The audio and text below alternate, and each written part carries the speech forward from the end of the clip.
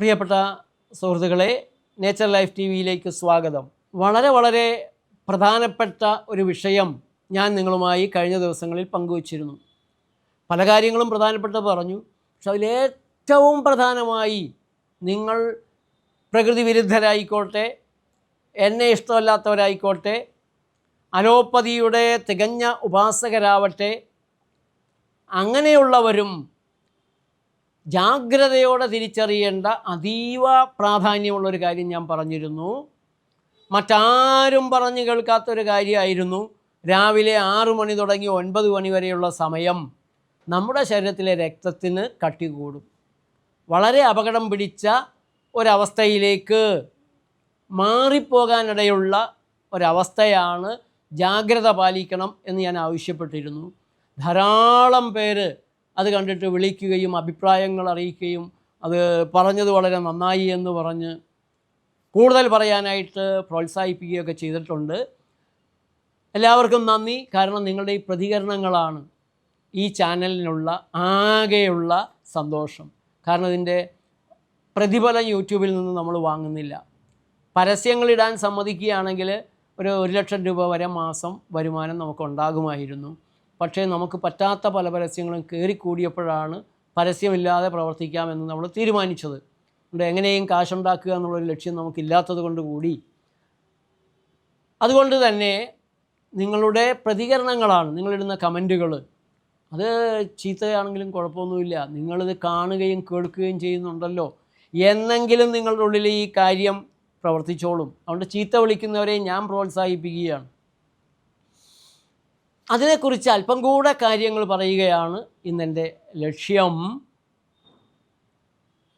National institute of health നടത്തിയൊരു പഠനത്തിൽ രാത്രി ഉച്ഛ്വാസം നടക്കുമ്പോൾ ഈർപ്പം വെള്ളം പോകുന്നുണ്ട്, വിയർക്കുമ്പോൾ പോകുന്നുണ്ട്, രാത്രി മൂത്രമൊഴിക്കുമ്പോൾ പോകുന്നുണ്ട്, ശാരീരിക ബന്ധത്തിൽ ഏർപ്പെടുന്നത് കൊണ്ട് വളരെ കൂടുതലായി വെള്ളം പോകുന്നുണ്ട്. അതെല്ലാം തന്നെ നിർജ്ജലീകരണത്തിൻ്റെ, ഡീഹൈഡ്രേഷൻ്റെ ഒരവസ്ഥയാണ് രാവിലെയാകുന്ന സമയത്ത് ശരീരത്തിലുണ്ടാക്കുന്നത്. ഞാൻ കഴിഞ്ഞ ദിവസം പറഞ്ഞതാണ്. അതുകൊണ്ട് തന്നെ കൈയെത്തുന്ന ദൂരത്ത് 2 ഗ്ലാസ് വെള്ളം ഉണ്ടാവണം. എഴുന്നേറ്റിരുന്നാൽ ആദ്യത്തെ കാര്യം ഈ വെള്ളം കുടിക്കുക എന്നതാവണം. 1. അതേസമയം കിഡ്നി സംബന്ധമായ തകരാറുള്ളവർ, കരൾ സംബന്ധമായ തകരാറുള്ളവർ, ഇലക്ട്രോലൈറ്റ്സിൻ്റെ, സോഡിയത്തിൻ്റെ, പൊട്ടാസ്യത്തിൻ്റെ ഇംബാലൻസ് ഒക്കെ ഉള്ളവർ ഇത് ചെയ്യുന്നതിന് മുമ്പ് അവരെ ചികിത്സിക്കുന്ന ഡോക്ടർമാരോട് ചോദിക്കുക, അല്ലെങ്കിൽ നേച്ചർ ലൈഫിലേക്ക് വന്നിട്ട് ഡോക്ടർമാരെ കണ്ട് ചോദിക്കുക. രാവിലെ സാധാരണ രീതിയിൽ നമ്മൾ ഉണരുമ്പോൾ ഈ രക്തം ഇങ്ങനെ അല്പം കട്ടയായ ഒരു സ്വഭാവത്തിലേക്ക് വരുമ്പോൾ ഹൃദയം അത് പമ്പ് ചെയ്യാൻ 23% ശക്തി കൂട്ടണം എന്നാണ് പഠനം തെളിയിക്കുന്നത്. അവിടെയാണ് നമ്മൾ ശ്രദ്ധിക്കേണ്ടത്. നിങ്ങൾ രാവിലെ എഴുന്നേറ്റാൽ ദേഹമാസകലം ഒന്ന് തടകിക്കൊടുക്കുക എന്ന് പൂർവികരുടെ ആയുർവേദത്തിലുള്ള ഒരു ഉപദേശമാണ്. കാലത്തെ തലവഴി മൊത്തം ഒന്ന് തിരുമിയൊക്കെ നോക്കുക, ഒരു മസാജിങ് പതുക്കെ ചെയ്യാം, അത് കഴിഞ്ഞിട്ടൊന്ന് മൂരി നിവരാം. ഇതെല്ലാം കട്ടി കൂടിയത് കൊണ്ട് ഒഴുകാനാവാതെ തലമുടിയുടെ അത്ര പോലുമില്ലാത്ത നാഡീഞരമ്പുകളിൽ തങ്ങിക്കിടക്കുന്ന രക്തത്തെ ഉണർത്തി ഒഴുകാൻ സഹായിക്കാൻ, ഹൃദയത്തിന് ആശ്വാസം നൽകാൻ ഇടയാക്കുന്നൊരു കാര്യമാണ്. അതുകൊണ്ട് രാവിലെ ഉണരുന്ന സമയം എഴുന്നേറ്റ വഴി ചാടി ഓടാതെ അല്പസമയം കിടക്കയിലിരുന്ന് പ്രാർത്ഥനകൾ നടത്തുന്നവരാണെങ്കിൽ അല്പം പ്രാർത്ഥന നടത്തുക, ഉറക്കത്തെക്കുറിച്ചൊന്ന് ആലോചിക്കുക, അന്ന് ചെയ്യേണ്ട കാര്യങ്ങൾ ആലോചിക്കുക.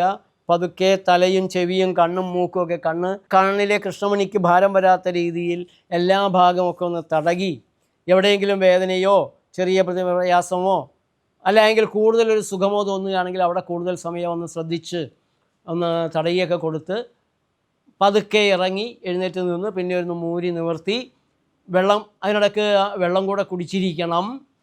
ഇത് സ്വാഭാവികമായിട്ട് നമ്മുടെ ശരീരത്തിലുണ്ടാകുന്ന ഏജിങ് കുറയ്ക്കുമെന്ന് മാത്രമല്ല, സിറപ്പിനേക്കാൾ കട്ടി വരുന്ന ഒരവസ്ഥയിലാണ് രക്തം ആ സമയത്തുണ്ടാകുക. അത് ഹൃദയത്തിൻ്റെ അധ്വാനം വളരെയായി കൂട്ടുന്നുണ്ട്. വെള്ളം കുടിച്ചിരിക്കണം എന്നുള്ളത് അടിവരയിട്ടൊന്നുകൂടെ പറയുകയാണ്. ഇങ്ങനെ വെള്ളം കുടിക്കുന്നവരിൽ നടത്തിയ പഠനത്തിൽ ഹാർട്ട് അറ്റാക്ക് ഉണ്ടാകാനുള്ള സാധ്യത 41% കുറയുന്നതായിട്ട് കണ്ടുപിടിച്ചിട്ടുണ്ട്. സ്ട്രോക്കിലാണെങ്കിൽ 37% കുറവുണ്ടാകുന്നുണ്ട്, സ്ട്രോക്കിനുള്ള സാധ്യതയിൽ. ഇത് ചെറിയൊരു കാര്യമല്ല. യാതൊരു കാരണവശാലും നിങ്ങൾ തണുത്ത വെള്ളം കുടിക്കരുത്. റൂം ടെമ്പറേച്ചറിലുള്ള പച്ചവെള്ളം കുടിക്കണം. അതല്ല നിങ്ങളുടെ ശീലം അല്പം ചൂടുള്ള വെള്ളം കുടിക്കുന്നതാണെങ്കിൽ, ഇപ്പോൾ കാലത്ത് എഴുന്നേറ്റാൽ ഉടനെ ചായയും കാപ്പിയും കഴിച്ച് രക്തത്തെ കുറേ കൂടെ കട്ടിയാകാൻ ആലോചിച്ച് നോക്കണം. ആ അബദ്ധം മാറ്റി ഒരു ചൂട് ചെല്ലണം. ഒരു ചൂട് ചെല്ലുമ്പോൾ ഒരു ഉത്സാഹമൊക്കെ കിട്ടി ആളുകൾക്ക് പെട്ടെന്ന് മാറാൻ പ്രയാസം ഉണ്ടെങ്കിൽ നേച്ചർ ലൈഫിൻ്റെ ജാപ്പിപ്പൊടി വാങ്ങി നിങ്ങൾക്ക് വീട്ടിൽ തിളപ്പിക്കാം. നേച്ചർ ലൈഫിൻ്റെ എല്ലാ ശാഖകളിലും കിട്ടും, പ്രകൃതി ഹോട്ടലുകളിൽ കിട്ടും, ഓൺലൈനിൽ വാങ്ങാം. അതുമല്ല എങ്കിൽ അല്പം ഇഞ്ചിയിട്ട് ചൂടാക്കിയ വെള്ളമോ ചൂടുവെള്ളത്തിൽ അല്പം ചെറുനാരങ്ങ, ഒരു 1/4 മുറി ചെറുനാരങ്ങ പിഴിഞ്ഞൊഴിച്ച്, കൂടുതൽ ചെറുനാരങ്ങ ആ നേരത്ത് വേണ്ട, അങ്ങനെ ഒരു വെള്ളം, അല്ലെങ്കിൽ വെറും ചൂടുവെള്ളം മാത്രമായിട്ടോ അല്പാൽപ്പം നിങ്ങൾ കുടിച്ച് ഒരു 2 ഗ്ലാസ് വരെ കുടിച്ച്, അപ്പോഴേക്കും ശോധനയ്ക്ക് നിങ്ങൾക്ക് വിളി വരും. അങ്ങനെ ഒന്ന് ശ്രദ്ധിക്കണം.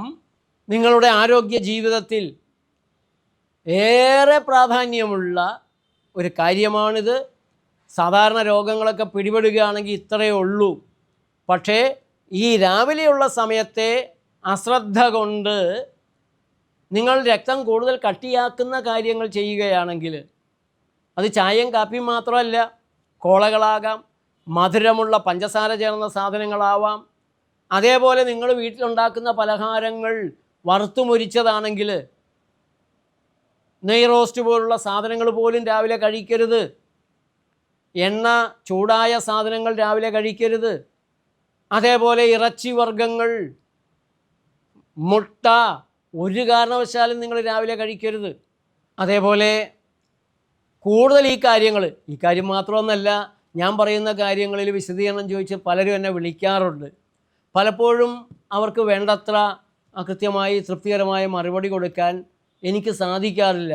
ഞാൻ പലപ്പോഴും രോഗികളുടെ അടുത്തായിരിക്കും, അല്ലെങ്കിൽ മീറ്റിങ്ങുകളിലായിരിക്കും, ക്ലാസ്സുകളിലായിരിക്കും.